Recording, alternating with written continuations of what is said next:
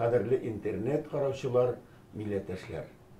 Дөнья студиясе үзенең икенче тапшыруы белән эфирга һәм челтәргә чыга. Бүгенге тапшыруыбызның темасы тарих турында һәм бу очраклы түгел.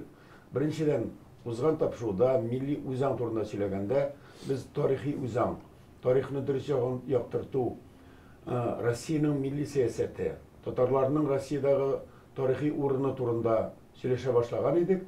Һәм шуннан да татарлар кимиме, артамы дигәндә, аның бит үзаңы кирәк. Татарлар физик яктан бетерелмәсә дә, аларның бит кайбер туганнарыбызның әле үзаңы да битеп китә. Әлбәттә, үзаң ул тарих һәм тел һәм мәдәният, ләкин ни өчендер тел белән мәдәниятне беләбез, кай вакытта тарихны онытабыз. Быел исә Россия тарихын укыту буенча дәреслекләр әзерләгән вакытта татар мәсьәләсен дөрес яктырту турында зур бәхәсләр туды. Һәм шул турыда безнең экспертларыбыз безгә ярдәм итәрләр. Тарих фәннәре докторы Дамир Исхаков һәм Тарих институтының милли мәгариф тарихы һәм теориясе турындагы белән шөгыльләнүче үзәкнең җитәкчесе һәм халыкара оешмаларда да шушы дәреслекләр белән эшли торган галим Марат Гыйбаддинов. Менә хәзер тамашачыларга, караучыларыбызга әйтик инде. Ни өчен бу тарих мәсьәләсе кызып китте әле быел? Бигрәктәге Россиядагы татарлар тарихы. Ни өчен татарлар һәм кай вакытта башкортлар канәгать түгел үзләренең тарихи китаплардагы, дәреслекләрдәге урынны күрсәтелүе белән?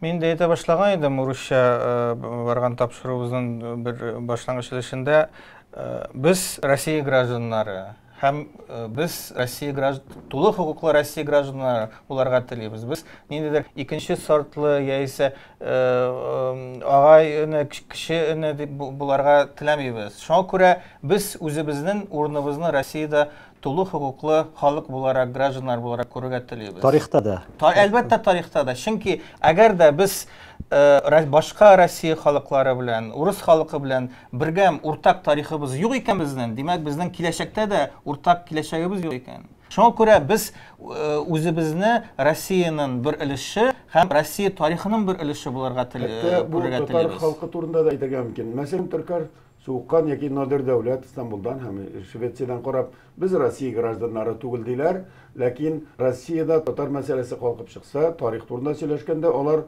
Россия гражданларында катырак сөйләшә башлый. Димәк, татар халкы тарихи Россиядә яши, паспорт булса да, булмаса да, димәк, бу процесс бөтен дөнья татарларын карый. Әлбәттә, бу безнең ватаныбыз, бу барыбыз да безнең җирләребез. Анда чанакларны укып карасагыз, мәсәлән, Кырым ханы язган "Казан ул минем йорт, минем җирем" дигән.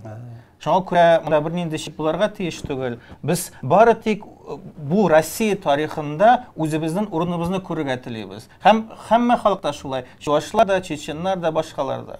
Бу урын нинди урын һәм ул ничек итеп күрсәтелде моңа кадәр тарихта һәм дәреслекләрдә?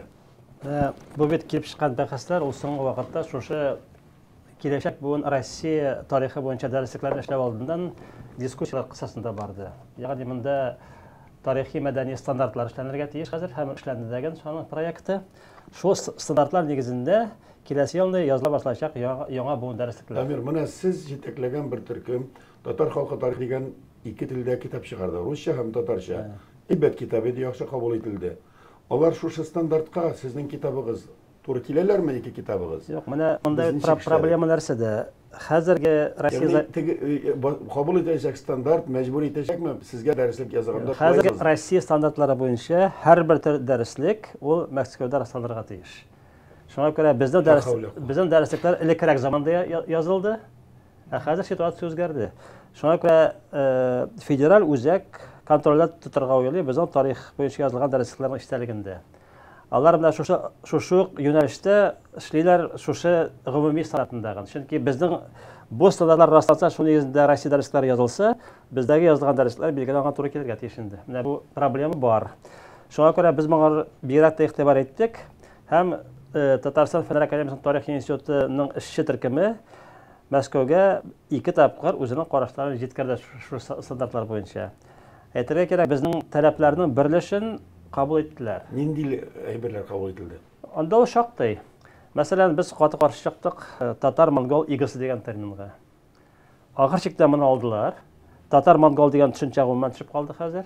Анда калды. Татармы, монголмы? Инде хәзер без анда нинди сүз?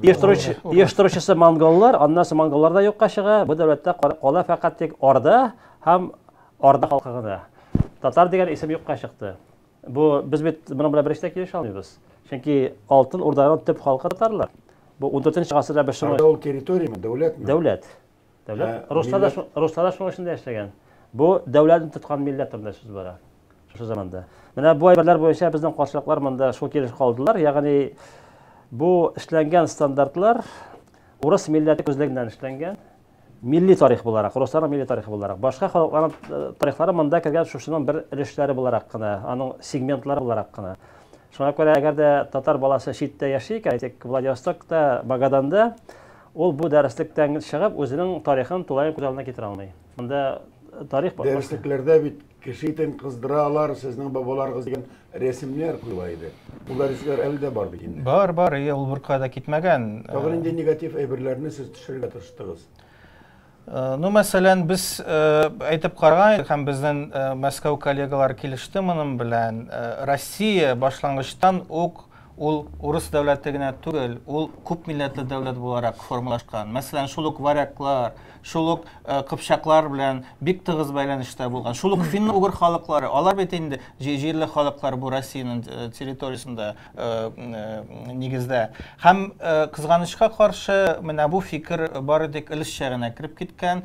Яңадан шул искереп биткән бишмәтне бераз чистарты, бер-ике ямаулык, ниндидер яңа бизәкләү итеп яңадан шуны безгә тәкъдим итәләр. Яңадан шул тарих Киев Русиннан башлана һәм әкрен-әкрен бу дәүләт үсеп, яңа территорияларны эченә алып, һәм аларның бөтенесендә присоединение, кушу дип әйтәләр. Яулап алу да түгел, кушу.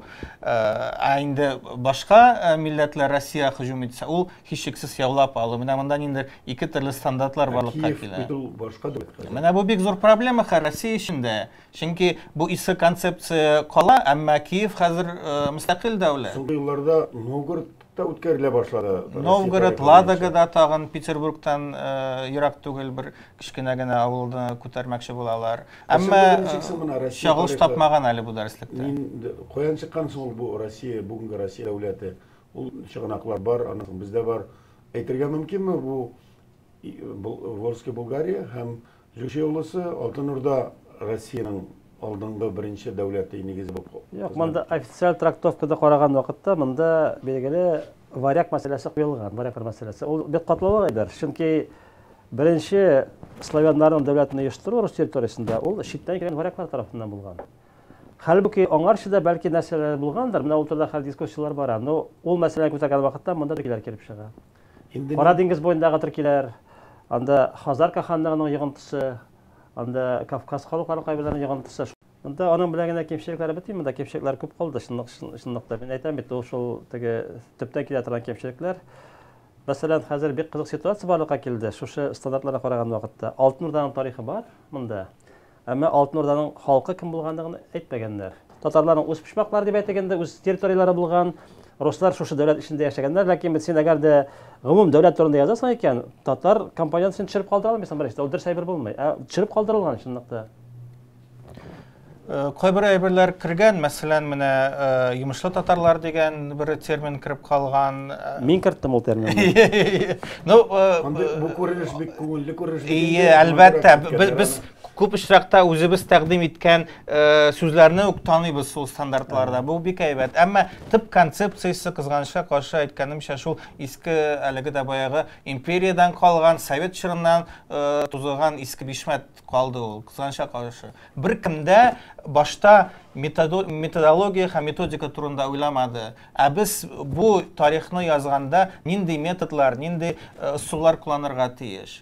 Һаман да без шул лекеге балага нидер күләмдә бер белем бирәбез дә, шуның белән вәссәлам. Ә бит бүгенге заманда 21 гасырда без информация чоры әйтәбез. Һәм лекеге гасырларда 10 елдан 10 елга, 5 елдан 5 елга яңарып торса, хәзер ел сайын, хәтта елга берничә тапкыр яңарып тора информация. Шуңа күрә без берничә тә балага ниндидер бер мәгълүмат мәктәптә бирдек тә, шуның белән тынычландык дигән фикердә мөмкин түгел. Без бары тик баланы шул бүгенге информация кырындагы шексіз бітмәс мәгълүмат белән файдаланырга өйрәтергә тиеш. Без баланы бүгенге шул информация диңгезендә изергә өйрәтергә тиеш тарих дәресендә. Мин әйтмәс идем, Казанда, Татарстанда тарихчылар йомшак, көчсез дип. Киресенчә, мин академик Таһиров белән аның урынбасары буларак Москвага барганда, тарих институтында Россия академиясының коридорга чыгып каршылар иде, Сахаров җитәкләгән әйбит. Һәм менә шундый академиклар Казан, Татарстан дигәндә бик хөрмәт белән карыйлар. Ә соңгы елларда 7 том эшләдегез китап. Фәнни конференцияларда бүтән Россиянең юнер язучылары, тарих язучылары тулып ятты һәм алар үзләренең мөнәсәбәтләрен шу дәреслекләргә дигез. Бу 7 томлыкны алар үзләреннән яздырдыгыз бит. Менә ничек аңлыйсыз, бу борылыш кайчан булган һәм нинди максат белән? Юк, менә бит ул тарихны язганда идеология керә бар. Менә мин әйттем бит әлегә, Ямашлы татарлар сында 17 гасырда Ямашлы татарлар Россия армиясының 10% тәшкил иткәннәр, кавалерия, бик күп сугышларда катнашканнар һәм шулар арасыннан чыккан мин яздым күп кенә руслашкан татарлар. Ул бит 500-гә якын фамилия, билгеле.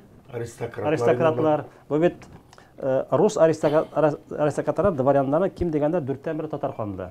Менә мин шуларны кертергә тәкъдим иткән идем. Һәм шуңа өстәп әйттем аннан соңында. Рус телендә булган Кремль, кирпеч, базар, акча, деньги дигән төшенчәнең каян килеп чыкканларын да язарга кирәк дип. Булар барысы татар сүзләре. Товар дигән сүзләрдә татар сүзе битендә үзегез беләсез. Товарищ дигән сүз дә татар сүзеннән алынган. Менә бу әйберләр берсе дә кермәде. Чөнки ул вакытта татарның монда рус тарихында урыны күренә. Ну, тарихны язарга уйлаучылар, мәскәүлеләр мәсәлән, моны теләмиләр. Шулай булгач, без менә көтеп торырга тиешме? Нинди китап язырлар икән? Ничек рөхсәт итәләр? Мәсәлән, мин хусуси энергия белән хусуси акчага үзем китап язсам тарих турында, аны тыя алмыйлар бит инде. Әлбәттә. Без үзебезнең тарихыбызны бар, үзебезнең дәреслекләрдә язарга тиеш. Әлбәттә, бүген безнең әлегә сүз иреклеге бар. Теләсәң инде китаплар бастыра алабыз. Әлбәттә, ул дәреслек була алмый, чөнки дәреслек булу өчен анда бик күп рәсми баскычлар аркылы узарга кирәк. Һәм хәзер ул бик катлауланды. Мин Солженицын да укымадым мәктәптә, Исхакыйны да белмәдем, һәм Высоцкийны да тыңламадым, ләкин бик яхшы белә, бөтен халык та белде. Бәлки безнең тарихны тиярга кирәктер, яхшыгын айтып. Үзебезнең татарлар укысын дисә. Алай димәс идем мин.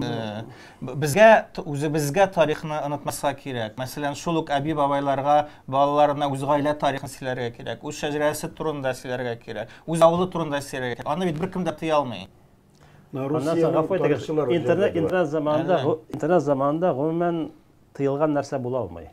Чөнки интернет теләсә инде китапны, кулъязманы куярга була. Анда кем интернетта утыра, һәрбер кеше аны укый ала. Шуңа күрә ул элекке заманда бәлки дәреслекдә әһәмияте бик зур булгандыр. Мин уйлыйм, хәзер безгә аны аңларга кирәк. Аның хәзер әһәмияте ул кадәр зур түгел. Ул бер компанияның гына. Дөрес, ул теге масса күләм халык башына сәгатьрән әйбер. Ул нәрсә ул ягы бар. Ләкин аннан тышта эшләргә була. Шуңа күрә безгә уйларга кирәк менә шушы башка механизмнарны куллану турында да. Әле бит музейлар да бар. Аны бит шулай кулланырга кирәк. Шулай класстан тыш чаралар бар, тәрбия чаралары, экскурсиялар һәм башкалар. Шулай безгә һич шиксез безгә үзебезнең татар теленә һәм рус телендә тарихка багышланган популяр әсәрләр кирәк. Алар җитми әле бүген безнең. Тарихи романнар күбрәк кирәк. Ниндидер мультфильмнар, фильмнар һәм башкалар. Менә карагыз, Кырым татарлары нинди менә дигән кайтарма дигән фильм төшерделәр. Хәзер алар Гәрәй хан турында фильм төшерәләр, хәтта сериал ясыйлар. Менә шундый юл белән бара кирәк. Россиядә 4000 авыл бар. 4500 авыл бар. 50 шәһәрдә күмәкләп яшиләр. Һәр авылда һәм һәр шәһәрдә татарларның изе, үзенең тарихы, билгеле шәхесләре бар. Менә мөгаен Мәскәүдән килеп язмаслар бит инде. Һәм сезнең тарихы турында без мәҗлес кичә үткәрик дип әйтмәсләр. Моны кем эшләргә тиеш?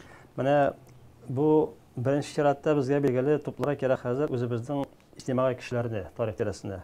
Шуңа күрә менә мин тәкъдим ясыйм инде, монда халык ничек карар. Безгә татарларның үзләренең бер тарихи җәмгыятьләрен булдырырга кирәк. Менә хәзер рус тарихи җәмгыяте бар. Алар шөгыльләнә шу дәреслек белән. Ә безгә булдырырга кирәк татар тарихчылары җәмгыятен. Анда катнашырга тиеш төбәк тарихын өйрәнгән краеведлар да бергә эшләргә. Һәм безнең бит әйттек әле 4300 татар авылы бар. Ул авылларның тарихын да язарга кирәк. Шунда әгәр дә без халыкны тартсак, без ул вакытта милли аңлар торабыз һәм аннан соң тарихи аңларны ныгытабыз. Менә шундый эшләр белән шөгыльләнергә кирәк хәзер. Менә Башкортстан татарларының тарихын белергә дигәндә, мин Уфада чыккан тарихи дәресләрен укып маташмыйм инде. Электә укылган микән инде. Академик Казан әдәбиятында бик күп түгел ул. Мин кайтарда Камил Файрушул Хамитов бар, Елбулак мәктәбендә укыткан кеше. Үзе хәзер әллә архивларга да кергән. Мин укый алган китапларны ул укып чыкканда һәм безнең якынның районның тарихын сөйләп бирә ала һәм язып та куя. Димәк, менә шул кешеләрне күтәрергә бәлки ниндидер ярдәм итәргә кирәктер аларга. Безгә әйтәм бит, эшне күп төрле алып барырга кирәк. Менә Марат әфәнде дөрес әйтте, безнең чынлап та популяр хезмәтләр җитми. Ләкин популяр тапшырулар да юк бит, әйткән вакытта. Менә хәтта башкортлар һәм казаклар әйтмим инде, аларның телевидениесында тарих буенча тапшырулар күпкә безгә шартланакта. Безгә оештыра кирәк телевидение аркылы, масса күләм күп кешеләрне тартыла торган шул тапшырулар. Безнең бит тарихчылар бар шундый. Тарих институтында 100-гә якын кеше эшли. Шуңа күрә анда кешеләрне чыгарып, тарих турында сөйләп, халыкка җиткергән мөмкин. Ул юлда булган бу. Белем, БСТ каналында историческая среда дигән тапшыруны алып баручыга дәүләт бүләге, Салават Юлаев исемендәге дәүләт бүләген бирделәр. Безнең тарихчы журналистка инде. Димәк, анда дәүләт дәрәҗәсендә күптән куелган бу. Бездә күрәсез, безгә дә туры киләчәк бу эшне. Шулай булсын, кызганча каршы әлегә хәтле без журналистларны чакырабыз, телеконференциялар, безнең формат түгел дип әйтәләр. Кызганча каршы. Бар анда бер, шуңа күрә без үзебез дә бу өлкәдә тырышларга тиешбез. Аның анда ни өчен бу әйберне күтәрергә кирәк дип уйлыйм мин. Безнең Татарстан эчендә ситуация әлегә ярый. Дәrsлекләр бар, мәктәпләрдә укыталар, татар тарихын, читтә ситуация начаррак. Чөнки анда теге региональ компонент битендә хәзер бик нык шигерелде. Милли компонент дигән мәсьәлә ягыннан бигрәк тә. Һәм анда информация барып җитмәй төбәкләргә. Беренче чиратта менә шул төбәкләр өчен эшләргә кирәк. Но моны фақат телевидение аркылы башкарып була бирәләр. Менә Эхо Москвада күрәбез, московские старости, казанские старости, 100 ел элек нәрсә булган язабыз. Фәнни китапханәдә әйтелә, тарихи календарь, знаменательный дип әйтелә. Нинди көн бу дисәң, Бастилия алган көн, ниндидер Америка артисткасының туган көне, рус князының туган көне, безнең хәтта милли календаребез дә юк туганнар. Шуңа күрә без үзебезне тәмамлау түгел, үз тарихыбызга хөрмәт белән, үзебезгә хөрмәт белән, үз тарихыбызны яхшы итеп, дөрес итеп яздырырга, таләп итәргә һәм үзебездә аны булдырырга, һәм язарга һәм яшьләргә аңлатырга кирәктер. Шуның белән безнең тарихи тапшыруыбыз тәмамлана. Киләчәктә дә милли үзаңга тәэсир итәр чаралар турында әңгәмәләр, экспертлар белән сөйләшүләр оештырабыз. Сезгә рәхмәт. Рәхмәт үзегезгә.